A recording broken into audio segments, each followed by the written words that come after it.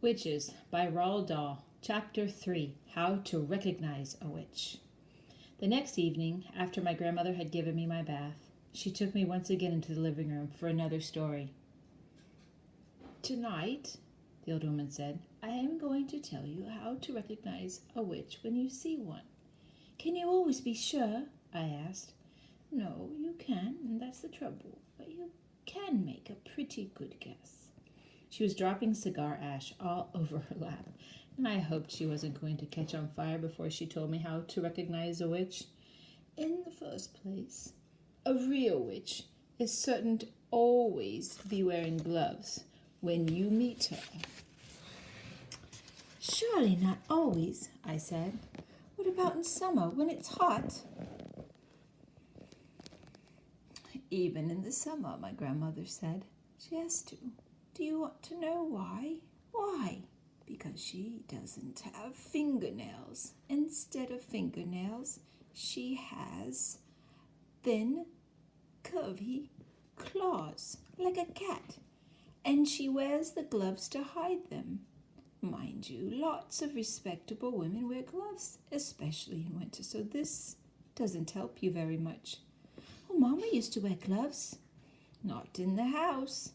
Witches wear gloves even in the house, and they only take them off when they go to bed." "How do you know all of this, Grandmama?" "Don't interrupt. Just take it all in. The second thing to remember is that real witch is always bald." "Bald?" "Bald as a boiled egg." I was shocked. There's something indecent about a bald woman. "Why are they bald, Grandmama?" "Don't ask me why, but you can take it from me that not a single hair grows on a witch's head." "How horrid!" "Disgusting." "If she's bald, she'll be easy to spot." "Not at all. A real witch always wears a wig to hide her baldness.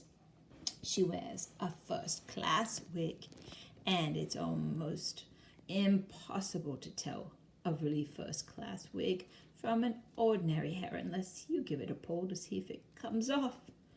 "Then that's what I'll have to do." "Don't be foolish.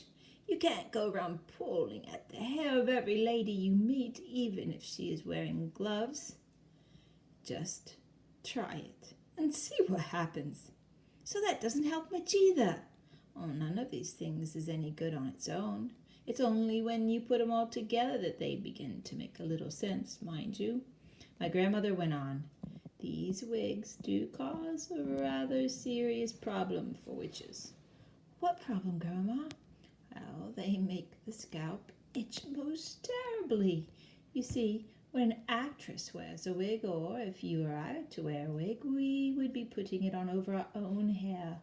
But a witch has to put it straight onto her naked scalp, and the underneath of a wig is always very rough and scratchy. It sets up a frightful itch on the bald skin. It causes nasty sores on the head. Wig rash, the witches call it. And it doesn't half itch." "What other things must I look for to recognize a witch?" "Look for the nose holes. Witches have slightly larger nose holes than ordinary people.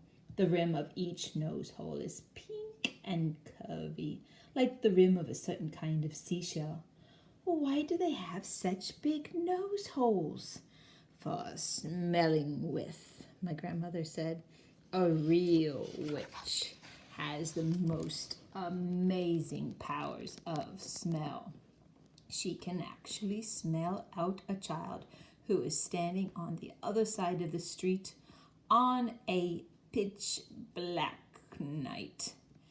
She couldn't smell me. I just had a bath." "Oh, yes, she could. The cleaner you happen to be, the more smelly you are to a witch." "That can't be true."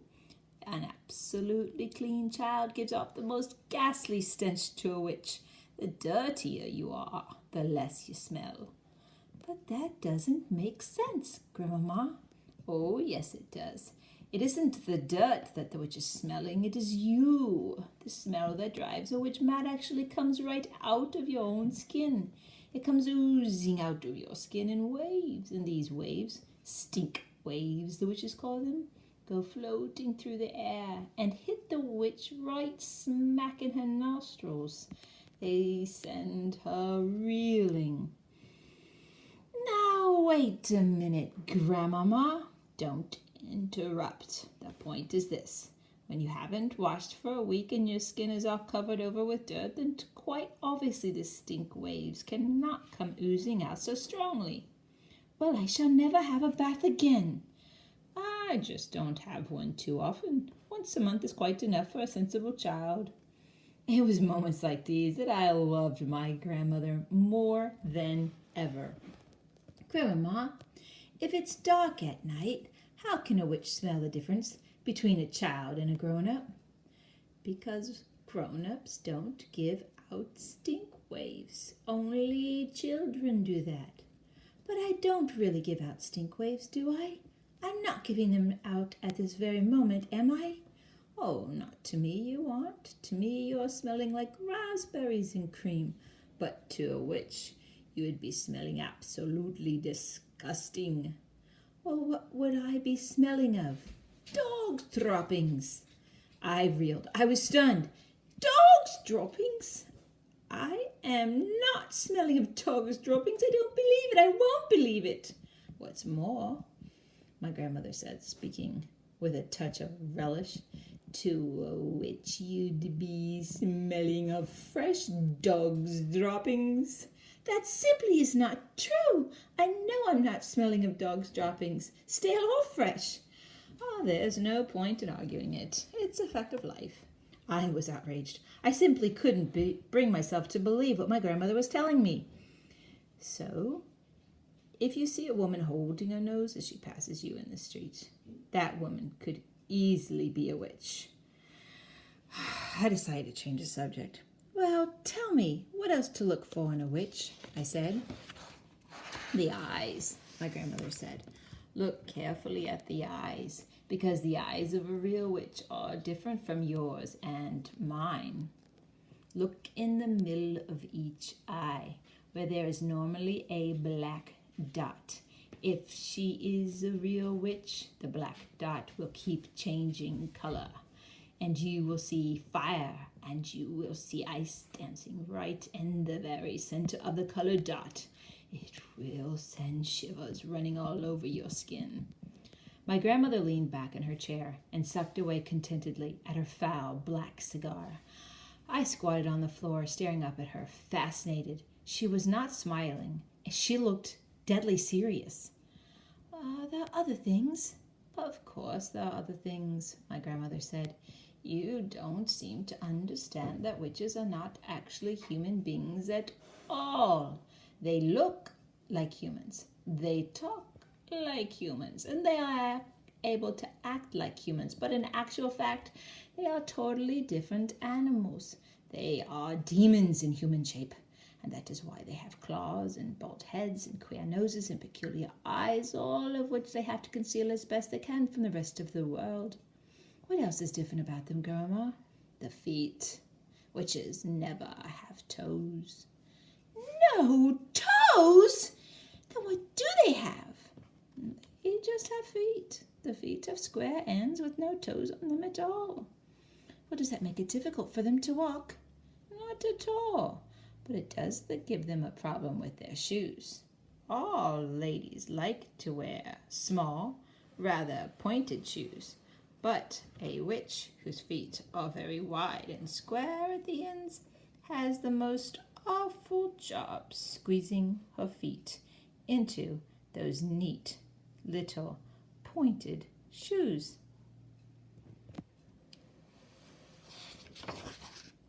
Why doesn't she wear wide, comfy shoes with square ends? Oh, she dare not. Just as she hides her baldness with a wig, she must also hide her ugly witch's feet by squeezing them into pretty shoes. Isn't that terribly uncomfortable? Oh, extremely uncomfortable. But she has to put up with it. Well, if she's wearing ordinary shoes, it won't help me to recognize her, will it, Grandma? I'm afraid it won't. But you might be able to see her limping very slightly. only if you are watching closely. Are those the only differences then, Grandma? Well, there's one more. Just one more. Oh, what is it, Grandma? Their spit is blue. Blue? Not blue. The spit can't be blue. Blue as bilberry. You don't mean it, Grandma. Nobody can have blue spit. Witches can. Is it like ink? Exactly. They even use it to write with. They use the old-fashioned pens that have nibs, and they simply lick the nib. Can you notice the blue spit, Grandma? If a witch was talking to me, would I be able to notice it?